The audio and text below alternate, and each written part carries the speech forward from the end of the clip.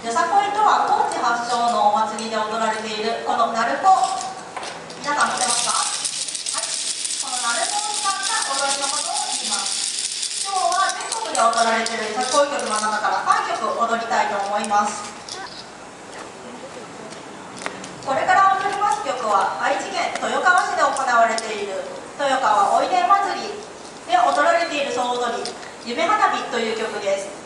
一つ一つの姫ポーズがかっこいいのでどうぞご覧ください。それでは参ります。構え。